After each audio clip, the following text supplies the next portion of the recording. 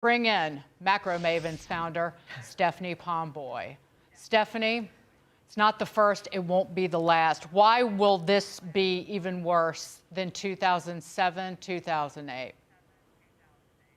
Well, I think it's interesting that everyone's characterizing this as stunning in terms of the speed with which this bank collapsed.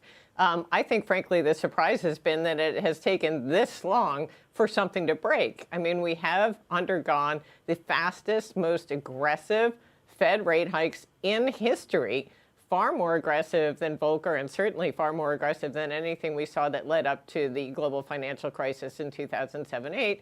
And the reality is they're doing it all against a backdrop of an incredibly leveraged economy and a financial system outside the regulatory purview, the part that's outside the regulatory purview of the Federal Reserve, that's been really run kind of like the Wild West.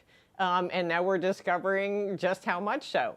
So I do think this is the tip of the iceberg. I think we'll see a lot more stories like this. And then I do think that the problems will bleed out, as they invariably do, to other parts of the market. And I'm thinking specifically, Dagan, about the corporate bond market. You know, a lot of the VC companies that were involved with this bank have been buying up these zombie companies and lathering up debt on them and trying to spin them out. Those zombie companies have over $1 trillion in debt that's going to evaporate. And a lot of people are going to be left holding the bag when that happens. So this is just the beginning of the story as far as I'm concerned. So, Stephanie, we had a stronger than expected job numbers today, over 300,000. And so that will lead us to believe that the Fed is going to keep raising rates. But if they keep raising rates, I imagine that's going to mean more pressure on more banks. So do you see maybe a pause because of the pressure on the banks from the Fed? Well, I guess the question is the banks that the Fed has been regulating are probably going to be fine. I mean, I guess there'll be some reverberations in terms of confidence. And frankly, the banks are being very greedy because you can get 5% on a 12-month T-bill, and yet they're holding deposit rates below 1%. So they're going to have to raise those rates if they want to keep their deposits, because, you know, deposits are now declining at the fastest rate in several decades. So this is a story that they can address, and they can, you know, fix that problem. But I think that, yeah, as it relates to the Federal Reserve, so they're not going to be concerned about sort of a 2008-style meltdown in the banking sector per se, but the blowback to the broader economy here will be meaningful. And I guess it depends on how quickly that becomes evident. And frankly, this morning's payroll report is just more of the same in terms of keeping the Fed's feet to the fire. We got some relief on the wage front.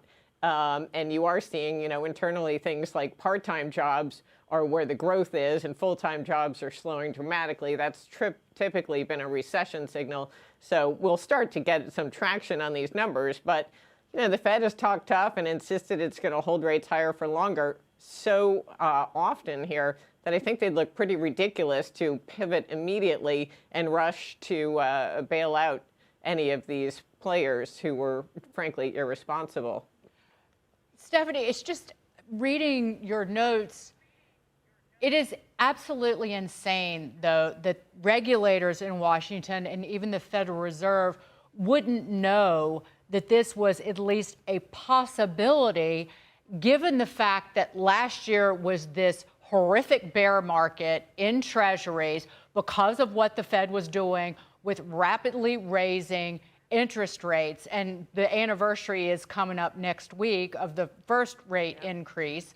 But also the stringent changes in capital requirements where the banks were forced to hold treasuries. So essentially, when money starts going out of the door in deposits, these banks like SVP are sitting on losses. And so when you have to start realizing those losses, boom, you need to raise capital. It's very simple.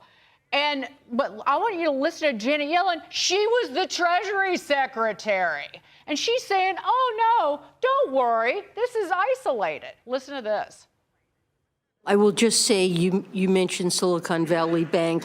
Their are recent developments that concern a few banks that I'm monitoring very carefully.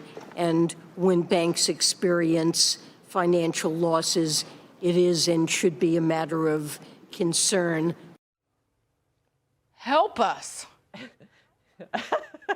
I was just laughing because if that is not the most unconfidence-inspiring commentary, I don't know what is. I mean, it's terrifying.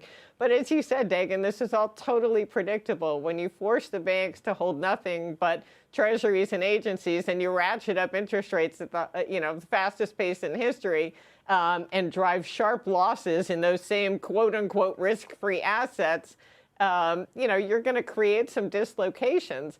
And I think probably what happened is that the fact that nothing untoward had occurred over the last 12 months imbued their confidence that, hey, actually, maybe everything's going to be just fine. So they continue to talk tough and keep raising rates.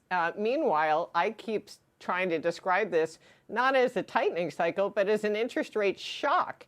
And the full force of that is going to make itself known in a hurry. And I think we're now starting to see that unfold before us. And that should really accelerate big time. As you mentioned, we're at the 1-year anniversary, and a lot of stuff happens, in terms of debt that matures, et cetera. And now we're going to have to roll debt at much higher rates, and we'll see how that goes over. Stephanie, great to see you. More time. Always. I want more time with my Pomboy. So smart. Thank you so much.